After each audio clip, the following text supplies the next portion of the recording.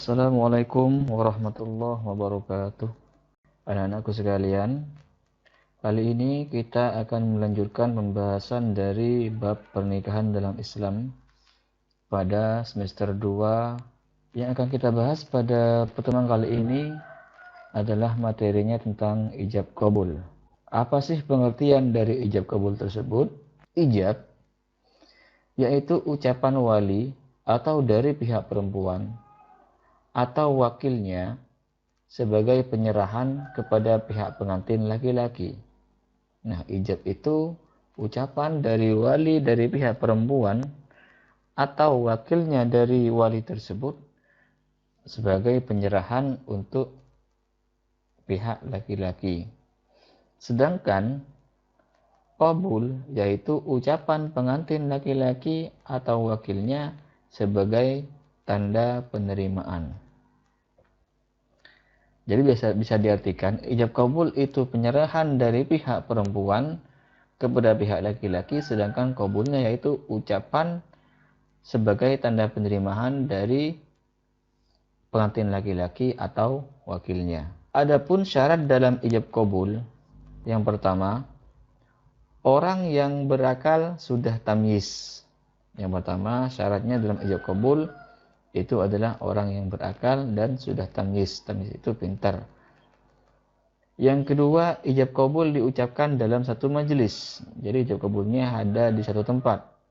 Yang ketiga, tidak ada pertentangan antara keduanya. Jadi tidak ada yang menghalangi untuk melaksanakan ijab qabul.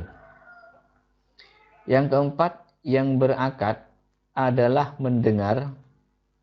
Jadi yang berakad, akad ijab qabulnya itu yang mendengar atau memahami bahwa keduanya melakukan akad. Jadi kalau yang salah satunya itu tidak ada yang memahami kalau itu adalah akad, maka itu tidak bisa disebut dengan ijab qabul. Yang kelima, lafaz ijab qabul diucapkan dengan kata nikah atau tazwij atau yang seperti dengan kata-kata itu. Nah, lafaz ijab qabulnya itu diucapkan dengan kata nikah.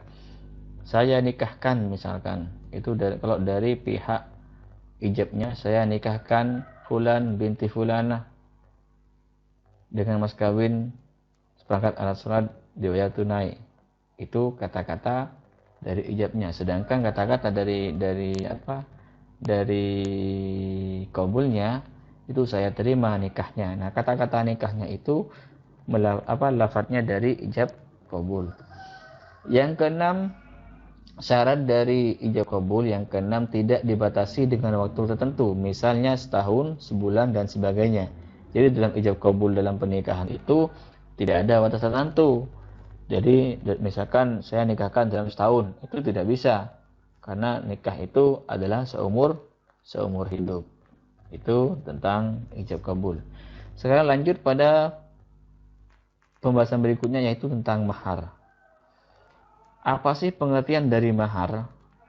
Mahar atau mas kawin itu adalah pemberian wajib dari suami kepada istri. Ini pemberian wajib. Mahar itu wajib. Karena apa? Karena ada sebab pernikahan. Mahar itu bisa berupa uang, bisa juga berupa benda, bisa berupa perhiasan atau jasa, seperti misalkan mengajar Al-Quran. Contohnya, saya nikahkan anak saya dengan fulan binti fulan dengan mas kawin harus mengajar Al-Quran, misalkan seperti itu. Itu bisa disebut dengan mahar. Salah satu kewajiban suami kepada istri adalah memberikan mahar. Itu kewajibannya. Mahar itu merupakan simbol penghargaan seorang laki-laki kepada calon istrinya. Jadi ketika kita memberikan mahar, itu merupakan simbol kepada laki-laki itu untuk penghargaan kepada istrinya, bahwa istrinya itu memang dihargai.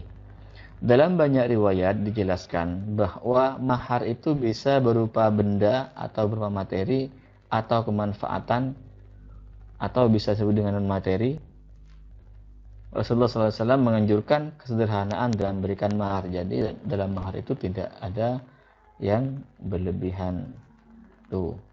Jadi pemberian untuk mahar itu adalah simbol bahwa laki-laki itu melakukan penghargaan kepada, kepada calon istrinya atau perempuan. Nah, Rasulullah itu menganjurkan bahwa dalam mahar itu memberikannya dalam kesederhanaan. Sekarang kepada macam-macam mahar. Macam mahar itu ada dua. Yang pertama adalah mahar musamma. Mahar musamma adalah mahar yang jenis dan jumlahnya disebutkan saat akad nikah berlangsung. Nah, ini biasanya sudah kita ketahui dalam akad ijab kabul bahwa maharnya itu disebutkan dalam akad nikah secara langsung. Yang kedua adalah mahar misil. Mahar misil adalah mahar yang jenis atau kadarnya diukur sepadan dengan mahar yang pernah diterima oleh anggota keluarga atau tetangga terdekat kala mereka melangsungkan akad pernikahan dengan melihat status sosial, umur, kecantikan, gadis atau janda. Nah, mahar misil ini adalah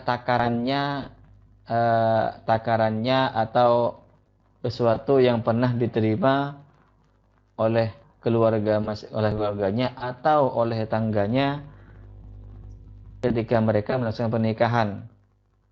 Jadi bisa dikatakan ini adalah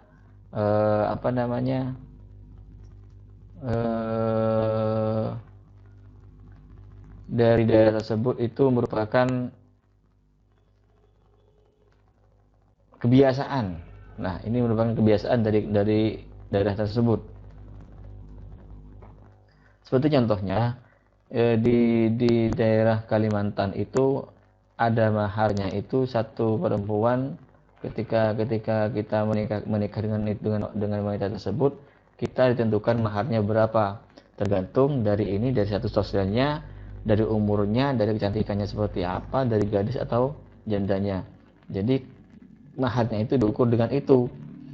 Pak Guru pernah ditawari ketika dulu masih bujang sama temannya Pak Guru itu ditawari untuk menikah dengan orang sana, orang Kalimantan, tapi dengan syarat minimal harus bawa uang 70 juta, misalkan seperti itu.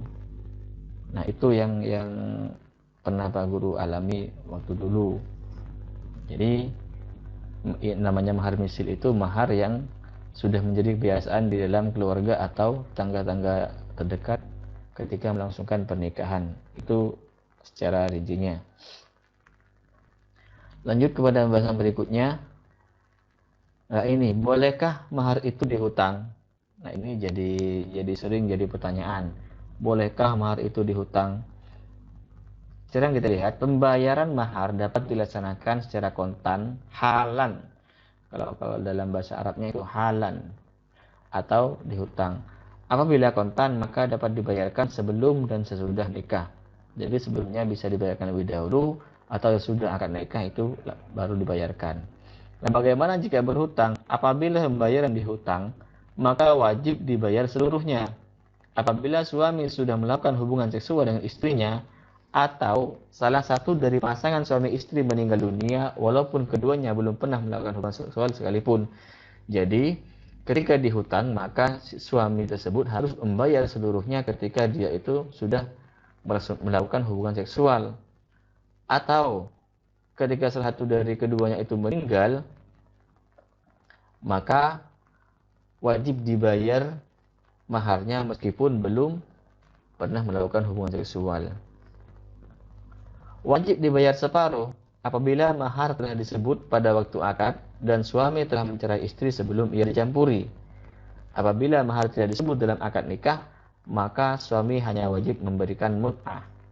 Nah, ini kita hanya bisa membayar separuhnya ketika mahar itu telah disebutkan, misalkan pada akad nikah telah disebutkan, tetapi sang suami menceraikan istrinya sebelum ia dicampuri. Jadi sebelum melakukan hubungan seksual, istrinya diceraikan. Maka itu wajib dibayar separuh. Nah, apabila mahar tidak disebutkan dalam akad nikah, maka suami itu hanya wajib memberikan mut'ah. Mut'ah itu semacam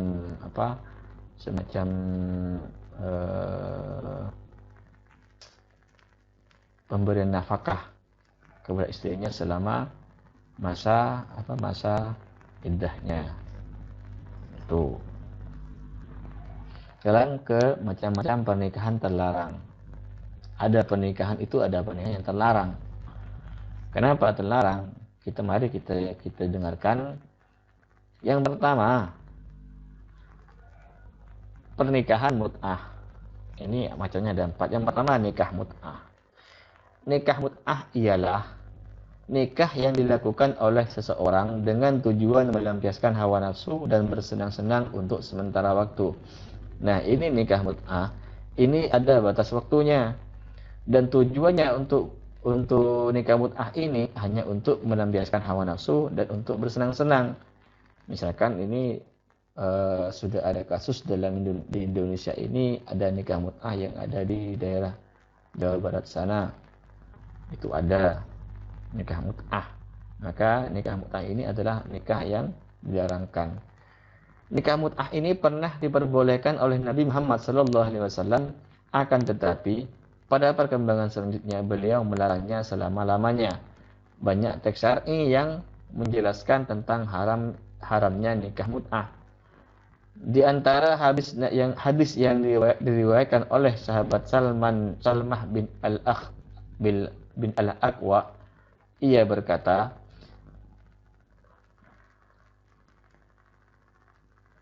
yang artinya dari Ilyas bin Salamah bin Al-Aqwa radhiyallahu anhu, ia berkata, pernah Rasulullah sallallahu alaihi wasallam membolehkan perkawinan mut'ah pada hari peperangan.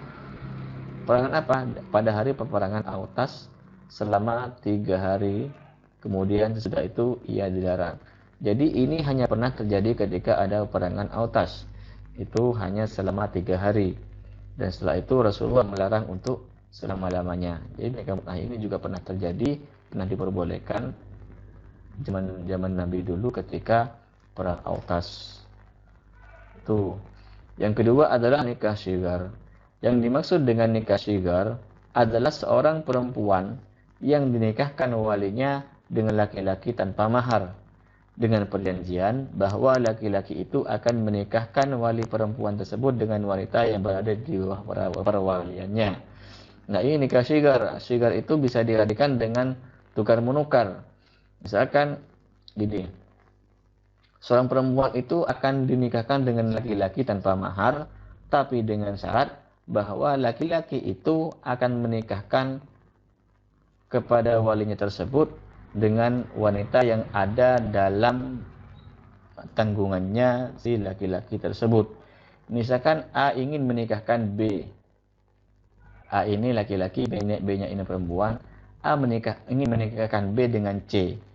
Dengan syarat, ini pernikahan B dengan C ini tanpa mahar, tapi dengan syarat yang A ini bisa dinikahkan oleh D yang masih di bawah perwalian dari si C. Nah, ini yang dinamakan dengan nikah syigar yang terlarang.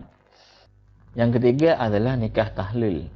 Nikah tahlil ini adalah seorang suami yang mentalak istrinya yang sudah ia jima agar bisa dinikahi oleh suami pertamanya yang pernah menjatuhkan talak 3 kepadanya. Jadi gini, ketika ada seorang suami menjatuhkan talak 3 kepada istrinya, maka suami tersebut untuk kembali ke istrinya istri harus sudah menikah dengan orang lain, kan syaratnya tanpa ada paksaan. Nah, nikah tahlil ini laki-laki tersebut itu akan mentalak istrinya sesudah ia dijima. Tujuannya apa? Agar istrinya tersebut bisa dinikahi oleh suami yang pertama tadi. Nah, itu dinamakan nikah tahlil. Itu tidak boleh, karena itu bisa dikatakan dengan dengan persyaratan dengan persyaratan. Yang keempat yang terlarang adalah nikah beda agama. Ini ada dalam firman Allah yang ada dalam Al-Quran surah Al-Baqarah ayat 221. Nah, ini macam-macam pernikahan yang terlarang. Selanjutnya kita akan bahas tentang hak dan kewajiban suami istri. Sekarang kewajiban suami istri. Kewajiban bersama, ini kewajiban yang bersama, kewajiban kedua-duanya. Kewajiban suami istri yang bersama ini mewujudkan pergaulan yang serasi, rukun, damai, dan saling mengerti. Jadi kewajibannya itu hanya untuk mewujudkan pergaulan yang nyaman, damai, rukun, dan ada saling pengertian di antara keduanya. Ini kita biasanya disebut dengan biasanya selamat menikah ya, semoga samawa. Itulah pengertiannya, semoga samawa. Nah, yang kedua adalah menyayangi semua anak tanpa diskriminasi. Jadi kewajibannya itu semua anak itu harus disayangi tanpa ada pengecualian, tanpa ada diskriminasi. Misalkan yang satunya itu lebih jelek, maka didiskriminasi, itu juga tidak boleh. Tidak ada diskriminasi dalam keluarga. Semuanya harus disayangi. Yang ketiga, memelihara, menjaga, mengajar, dan mendidik anak. Nah, itu kewajiban bersamanya. Memelihara anak, menjaga anak, mengajar, dan mendidiknya itu adalah kewajiban bersama dalam suami istri. Berikutnya adalah kewajiban suami. Apaan sih kewajiban suami? Yang pertama, kewajiban suami adalah kewajiban memberi nafkah. Jadi seorang suami itu wajib memberi nafkah. Yang kedua, kewajiban suami adalah kewajiban bergaul dengan istri secara baik. Ini terdapat dalam surah An-Nisa ayat 19. Yang ketiga adalah kewajiban memimpin keluarga. Ini juga ada dalam surah An-Nisa ayat 34. Yang keempat, kewajiban suami adalah kewajiban untuk mendidik keluarga. Keluarga itu siapa saja, termasuk istri dan anak. Jadi suami itu kewajiban memimpin, mendidik dalam keluarga. Ini dalam surah At-Tahrim ayat 6. Berikutnya adalah kewajiban istri. Kewajiban istri yang pertama adalah kewajiban mentaati suami. Jadi sebagai istri itu harus taat kepada suami. Yang kedua, kewajiban istri adalah kewajiban menjaga kehormatan dirinya maupun kehormatan dalam rumah tangga atau kehormatan keluarga. Itu kewajiban seorang istri. Yang ketiga adalah kewajiban mengatur rumah tangga. Jadi mengatur pengeluaran keuangan, misalkan mengatur keberlangsungan rumah tangga. Itu adalah kewajiban seorang istri. Yang keempat adalah kewajiban mendidik anak. Yang keempat adalah kewajiban mendidik anak. Itu kewajiban istri ketika ada di rumah dan suami ketika bekerja. Nah, sampai di sini dulu pembahasan kita pada terakhir ini. Tugas untuk kalian, ini tugasnya untuk kalian adalah mencari atau menulis ulang surah-surah yang ada di sini. Yang pertama adalah surah An-Nisa ayat 19. Yang kedua adalah surat An-Nisa ayat 34. Yang ketiga adalah surat At-Tahrim ayat 6. Yang berikutnya adalah surat An-Nisa ayat 34, itu sudah barusan. Yang keempat berarti, atau 23. Yang keempat adalah surah Al-Baqarah ayat 228. Ini tugas kalian tulis di buku tulis atau di lembaran, terserah kalian. Dikumpulkan pada hari ini terakhir jam 5 sore.